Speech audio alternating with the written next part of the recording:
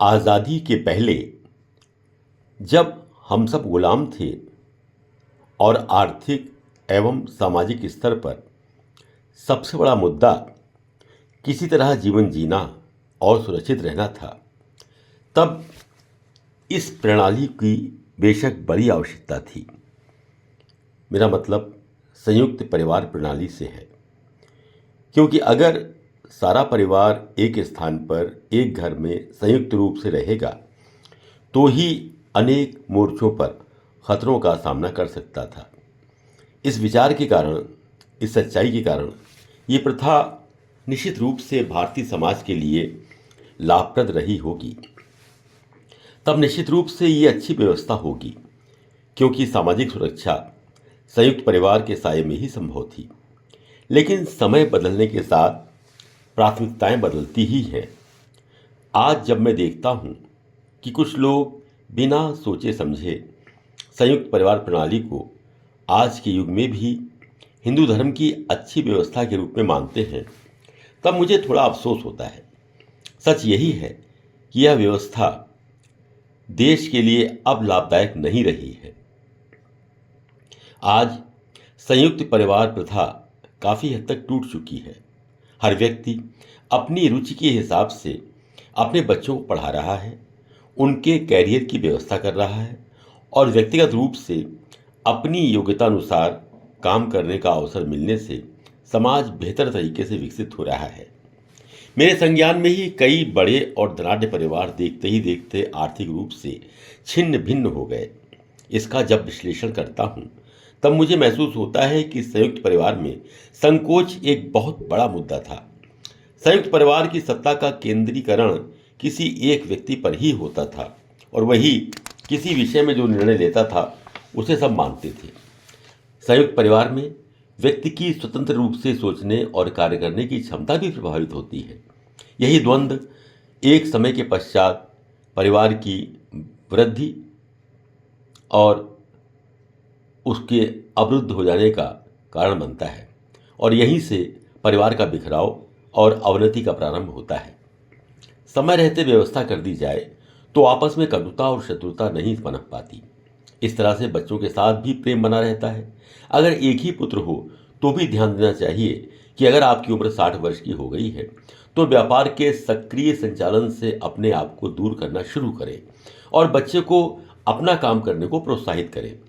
आज संयुक्त परिवार की उपयोगिता घटती जा रही है, क्योंकि बच्चों को आगे बढ़ाने के अवसर उसमें नहीं मिल पाते हैं। बाद में अगर बहुत देर हो जाती है तो बंटवारा नहीं हो पाता है और सारी व्यवस्था खराब होती चली जाती है। इसलिए मैं इस नतीजे पर पहुंचा हूं कि उचित समय पर बंटवारा हो जाना चाहिए, क्योंकि यह व्यक्तिगत उद्यम का ज़माना है। इसके साथ साथ चल पाना मुश्किल है। या तो व्यवसायिक क्षेत्र में आपका बड़ा ऊंचा काम हो तो आप अलग अलग कंपनी के प्रभारी के रूप में अपने बच्चों को स्थापित कर सकते हैं। जैसे बजाज ग्रुप है, हीरो ग्रुप है, तो यहाँ पर अलग अलग बच्चों को सेट किया जा सकता है। इससे सौहार्द भी बना रहता है और आगे की पीढ़ी भी व्यवस्थित हो जाती है। मुझे याद है कि हमारे आगरा के यमुना किनारे पर ही नारायण प्रसाद सूरजभान एक बड़ी नामी फर्म थी। श्री सूरजभान जयसूर्या का समाज में बड़ा ऊंचा स्थान था। शहर के सबसे मूर्धन्य लोग जैसे धर्मपाल विद्यार्थी, बाबूलाल मित्तल, मानिकचंद एडवोकेट जैसे लोग उन्हें बाबूजी कहते थे। बहुत बड़ा परिवार था। सूरजभान जी के 4 पुत्र, छोटे भाई के भी 3 पुत्र, लेकिन डर रहा वही। किसी बच्चे को ना तो गंभीरता से किसी काम पर लगाने का सोचा गया, ना ही शिक्षा दीक्षा ही ठीक से हुई। सूरजभान जी के छोटे भाई विश्वंभर नाथ खंडेलवाल और सूरजभान जी में इतना प्रेम था कि वो साथ साथ ही खाते थे। दोनों के बच्चे पढ़े लिखे, लेकिन 40 वर्ष की उम्र होने तक भी उन्होंने किसी काम को ठीक से नहीं सोचा, ना ही वे गंभीर हुए। अब जीवन तो उतार चढ़ाव का नाम ही है। अच्छे बुरे दिन आते जाते ही रहते हैं। जब इस फर्म के अच्छे दिन किसी भी कारण से बीतना शुरू हुए और बुरे दिनों की छाया इस पर पड़ी तो सारा परिवार ताश के पत्तों की तरह बिखर गया।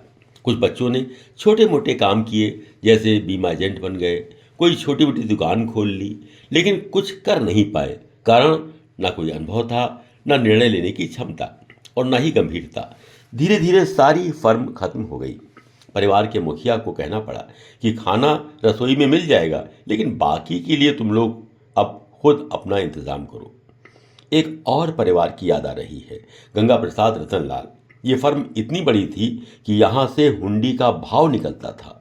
ये लोग 3 भाई थे, चीनी के व्यापारी थे, लेकिन जब यहाँ भी क्राइसिस आई ना, तो यही स्थिति हुई। बड़ा लड़का डॉक्टर था और उसने मथुरा में डॉक्टरी के लिए एक छोटी सी क्लिनिक खोली।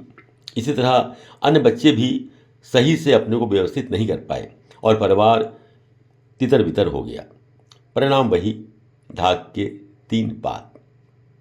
कई अन्य फर्म भी इसी व्यवस्था के रहते नष्ट हो गई, जिसमें Prakash engineering and rolling mills, Gangadhar Ramchand standing machine tools आदि का नाम लिया जा सकता है।